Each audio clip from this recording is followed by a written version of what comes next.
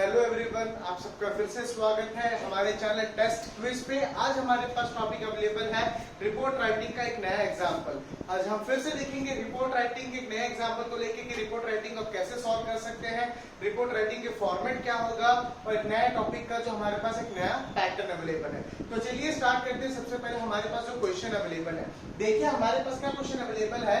Question आपको बोलता है right a report on blood donation camp organized on Xavier's College dated 26th of October 2020। तो देखिए हमारे पास क्या क्या डेटा अवेलेबल है। सबसे पहले आपके पास डेटा अवेलेबल है कि ये कौन सा कैंप है, ब्लड डोनेशन कैंप है। हम किस कैंप की बात कर रहे हैं, हम कैंप की बात कर रहे हैं ब्लड डोनेशन कैंप की। अब आगे आपको क्या बोलता है, ये आपको बोल रहा है कि ऑर्गेनाइज कहां पर हुआ है, ज़ेवियर कॉलेज में हुआ है और डेट इसका पास क्या मेंशन है, 26 अक्टूबर 2020। अब आप इसको ध्यान से समझने की कोशिश कीजिए।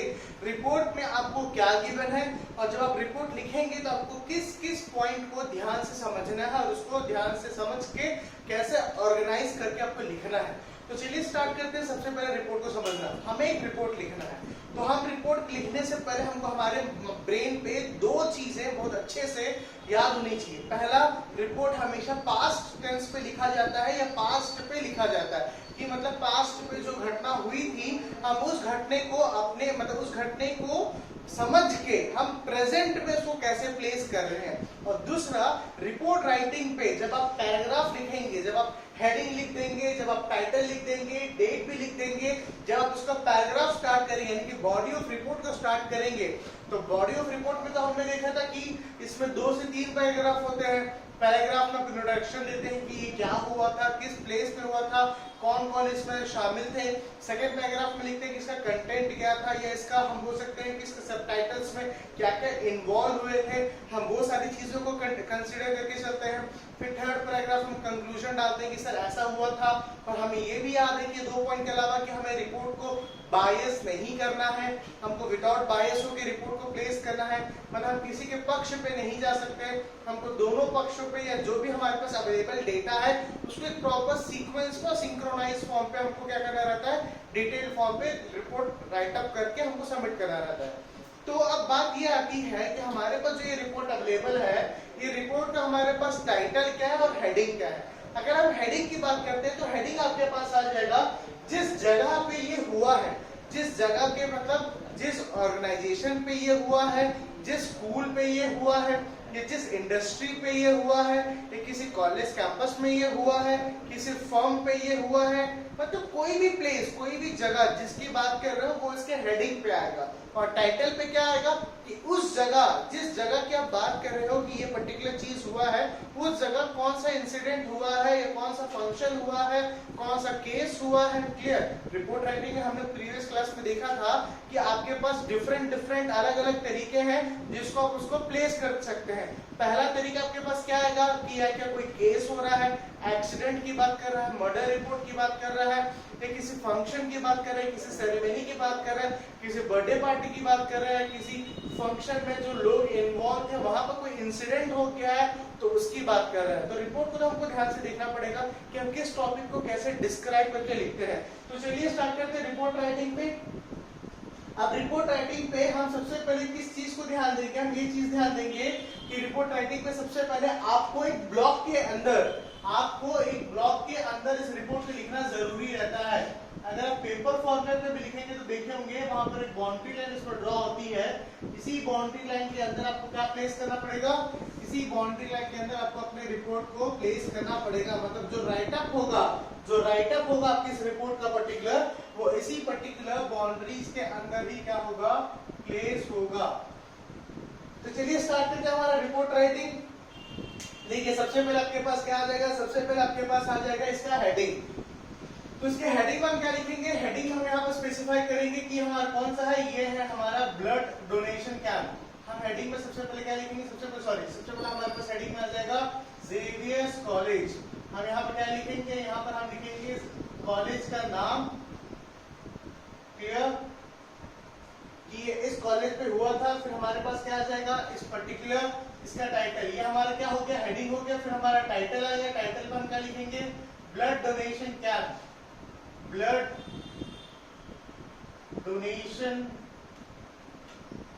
कैंप। क्लियर? आपको आया समझ पे? हमने सबसे पहले क्या लिखा, देखिए हमने सबसे पहले क्या लिखा, हमने सबसे पहले यहाँ पर लिखा हेडिंग की क्या था, किससे रिलेटेड था, तो हमने सबसे पहले यहाँ पर हेडिंग लिख दिया है। क्लियर? फिर हमने क्या लिखा, फिर हमने लिखा टाइटल। क्लियर? हमने टाइटल भी यहाँ प्लेस कर दिया है। फिर हेडिंग और टाइटल के बाद हमारे पास क्या आ जाएगा, इसका डेट। आप डेट में यहाँ ध्यान दीजिएगा आप लोग कि आप डेट को, उसी डेट को स्पेसिफाई करोगे आप जिस डेट को आप ये रिपोर्ट लिख रहे हो। तो देखिए आपके में यहाँ पर क्या लिखा हुआ है, आपके में यहाँ लिखा हुआ है कि 26 अक्टूबर 2020 को ये इंसिडेंट हुआ था, ये ब्लड डोनेशन कैंप वहां पर ऑर्गेनाइज हुआ था। लेकिन मैं भाई ये रिपोर्ट तो मैं उसके बाद ही लिखूंगा ना, मतलब 26 को हुआ था, तो मैं ये बोल सकता हूँ कि मैं रिपोर्ट को 1 नवंबर को लिख रहा हूँ या 2 नवंबर को लिख रहा हूँ। आप मेरी बात समझ रहे हो, आपसे क्या बोल रहा हूँ मैं? आपसे ये बोलने की कोशिश कर रहा हूँ कि 26 अक्टूबर 2020 को ब्लड डोनेशन कैंप हुआ था, ये तो रिपोर्ट पे लिखा हुआ है। लेकिन जब मैं रिपोर्ट लिख रहा हूँ तो वो इंसिडेंट तो हो चुका है ना, वो ब्लड डोनेशन कैंप तो ऑर्गेनाइज होके कंप्लीट भी हो गया। तो मैं 26 अक्टूबर तो वहां मैं लिखूंगा नहीं, मैं कौन सा डेट लिखूंगा, उसके बाद का डेट वहां पर मैं लिखूंगा। तो मैं जो यहाँ पर देखिए ध्यान से, जो मैं डेट यहाँ पर मैं जो लिखूंगा यहाँ पर डेट, वो 26 अक्टूबर यानी उसके बाद का डेट आएगा। आया आपको समझ में? तो मान लीजिए फॉर एग्जांपल मैं 2 नवंबर का डेट यहाँ लेके चलता हूँ, 2 नवंबर 2020। आया आपको समझ में? 2 नवंबर 2020 का मैंने डेट लिखा है यहाँ पर। अब मैं सबसे पहले यहाँ पर स्टार्ट करता हूँ क्या, बॉडी ऑफ मेरा रिपोर्ट। अब बॉडी ऑफ रिपोर्ट में देखिए सबसे पहले इंपॉर्टेंट ये है कि सबसे पहला जो लाइन आपके पास आएगा, जो आप यहाँ पर सबसे पहले लाइन को डिस्क्राइब करके लिखेंगे, उस लाइन में क्या लिखेंगे कि जो मेरे पास ये ब्लड डोनेशन कैंप है जो यहाँ पर हुआ, इस प्लेस पे हुआ है, उसको आप लिखेंगे सबसे पहले। तो यहाँ पे देखिए स्टार्ट करते हैं बॉडी ऑफ रिपोर्ट पे। तो ये डेट में मैं लिख देते हैं, कौन सा डेट आएगा आपका, ये आएगा रिपोर्ट। देखिए ध्यान से आप, ये डेट आएगा रिपोर्ट राइटिंग डेट। ये कौन सा डेट आएगा आपका, रिपोर्ट राइटिंग डेट आएगा। क्लियर? आया आपको समझ में? अब देखिए नेक्स्ट हम क्या बात करते हैं रिपोर्ट राइटिंग डेट के बाद, हम बॉडी ऑफ रिपोर्ट की बात करते हैं। तो बॉडी ऑफ रिपोर्ट पे देखिए सबसे पहले क्या आएगा, the blood donation camp, the blood donation camp was क्यों लिख रहा हूं मैं, was इसलिए लिख रहा हूं मैं क्योंकि ये पास्ट है, ये हो चुका है, ये हमारे पास्ट में हो चुका है। the blood donation camp was organized on, हम कॉलेज का नाम भी यहाँ स्पेसिफाई करेंगे कि हम इस कॉलेज में हमारा ब्लड डोनेशन कैंप हुआ था, कॉलेज। क्लियर? डेटेड में क्या, इसमें आप कौन सा डेट लिखेंगे, आप इसमें वो डेट लिखेंगे जिस डेट में आपका ये ब्लड डोनेशन कैंप ऑर्गेनाइज हुआ है। तो देखिए क्वेश्चन में कौन सा डेट दिया हुआ है आपको, 26 अक्टूबर 2020 का डेट आपको गिवन है। आप उसी डेट को लिखेंगे, on Xavier college dated 26 October 2020। Clear? तो आपने सबसे पहले लाइन पे क्या लिखा, देखिए ध्यान से, आपने सबसे पहले लाइन पे ये लिखा कि ये मेरा जो ब्लड डोनेशन का जो कैंप था, क्लियर, यहाँ पर मेरा जाएगा क्या, यहाँ पर जो मेरा ब्लड डोनेशन का कैंप था ये मेरा ऑर्गेनाइज हुआ था कॉलेज पे और इस डेट को ये ऑर्गेनाइज हुआ था। अब इसके बाद हम इसे को कंटिन्यू करते हैं। The camp involve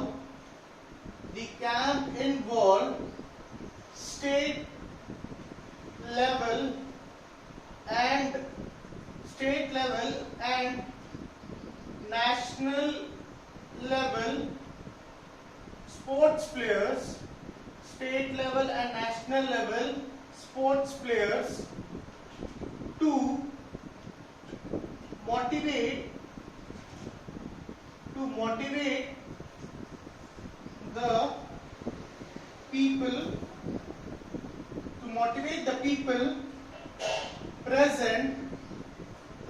the people present over there। देखिए मैंने आपके सामने क्या लिखा है, मैंने ये लिखा है सबसे पहले लाइन पे मैंने यहाँ पे ये स्पेसिफाई किया है कि जो ब्लड डोनेशन कैंप था इस कॉलेज पे हुआ है और इस डेट को मेरा ब्लड डोनेशन हो चुका है। क्लियर? फिर मैंने नेक्स्ट लाइन पे क्या लिखा है, मैंने नेक्स्ट लाइन पे ये लिखा है, आप देख सकते हैं कि the camp involve state level and national level sports player to motivate the people present over there. मतलब स्टार्टिंग पे मैं ये नहीं लिख रहा हूँ कि कितने लोगों ने ब्लड दिया है या कितना ml का ब्लड या कितना यूनिट का ब्लड इंडिविजुअली। मैंने स्टार्टिंग पे ये लिखा है कि इस स्टेट लेवल के और नेशनल लेवल के प्लेयर भी इसमें इन्वॉल्व थे, जो प्लेयर्स आपके क्या करते हैं, आपके पीपल को मोटिवेट करते हैं। मतलब जब स्टार्टिंग में पॉजिटिविटी को आप रिपोर्ट में लिखते हैं ना, तो उसमें क्लियर दर्शाता है कि रिपोर्ट लिखने वाला उस इंसिडेंट को अच्छे से जानता है और उस इंसिडेंट को डिटेल फॉर्म में समझता है। आप मेरी बात समझ रहे हैं क्या बोल रहा हूं मैं? आपने सबसे पहले रिपोर्ट राइटिंग पे ये नहीं लिखा कि कितने पीपल ने इन्वॉल्व थे या कितने पीपल वहां पर कितनी यूनिट का ब्लड या कितने कौन से ग्रुप का ब्लड, ये सब भी आप लिखेंगे। कौन कौन से ग्रुप का ब्लड वहां पर डोनेट हुआ था, कौन से ऐसा ग्रुप का ब्लड था जो सबसे ज्यादा डोनेट हुआ था, या ऐसे कौन से पीपल थे जो अपने साथ साथ अपने रिलेटिव्स को भी लेके आए थे, या वहां का कोई डिस्ट्रिक्ट का एमएलए आया था या कोई कलेक्टर भी क्या प्रेजेंट था वहां पर, अपना प्रेजेंस वहां पर प्रोवाइड, ये सब तो आप लिखेंगे। लेकिन स्टार्टिंग में आप क्या प्रोवाइड करेंगे, स्टार्टिंग में आप प्रोवाइड करेंगे कि एक पॉजिटिव वे, एक वहां पर एक पॉजिटिव प्लस पॉइंट डालेंगे जिसके कारण रिपोर्ट का क्या हो, एक वहां पर फ्रेमिंग, रिपोर्ट का की पॉइंट जो हो वो सबसे ज्यादा क्या हो, हाईलाइट हो। क्लियर? तो देखिए आगे फर्दर कंटिन्यू करता हूं, इसको हम आगे क्या लिखेंगे, हम यहाँ पे लिखेंगे आगे फर्दर, देखिए ध्यान से, सबसे पहले लिखेंगे, लिखेंगे हम the blood donation camp, the blood donation camp, the blood donation camp involves the 5 different categories of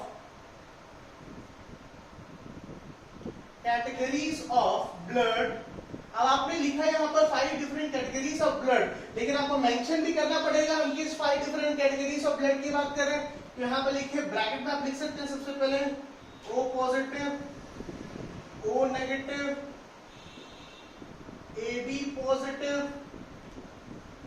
AB negative और अदर। क्लियर आया आपको समझ में? आपने इस लाइन पे लिखा the blood donation camp involves 5 different categories of blood.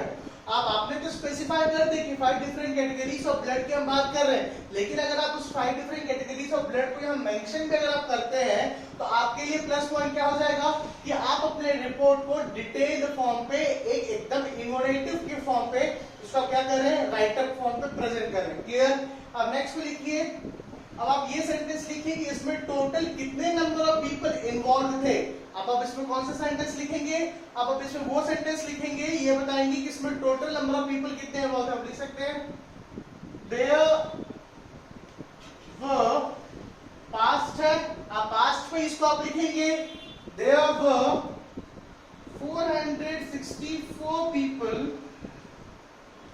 who involved directly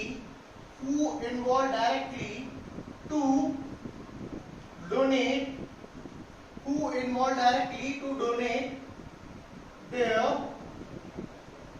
blood। Clear? आया आपको समझ पे? अब एक लाइन में आप ये भी लिख सकते हैं कि कौन सा ब्लड सबसे ज्यादा डोनेट हुआ। यहां लिखिए the maximum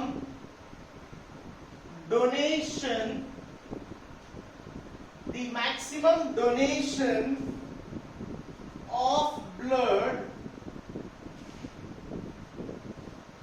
belongs to young generation people। आया आपको समझ पे? आपने क्या लिखा, आपने लिखा कि 5 डिफरेंट कैटेगरीज के ब्लड यहाँ पर डोनेट किए जा रहे हैं। फिर आपने लिखा कि 5 डिफरेंट कैटेगरीज में मेरे कौन कौन से ब्लड इन्वॉल्व होते हैं। फिर आपने क्या लिखा, फिर आपने यहाँ पर लिखा कि 464 पीपल इन्वॉल्व थे डायरेक्टली ब्लड डोनेट करने के लिए। फिर आप स्पेसिफाई किए कि the maximum donation of blood belongs to young generation people. mostly from college,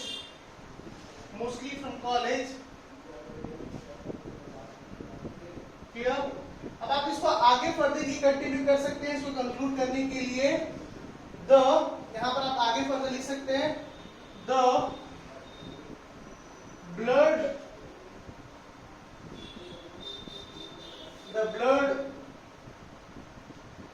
donation camp was well organized। आया आपको समझ पे। अब आप इसको क्लोज कर सकते हैं। क्लोज में क्या लिखेंगे, सबसे पहले आ जाएगा आपके पास नाम, आप नेम लिखेंगे, जैसे मान लीजिए नेम है आपका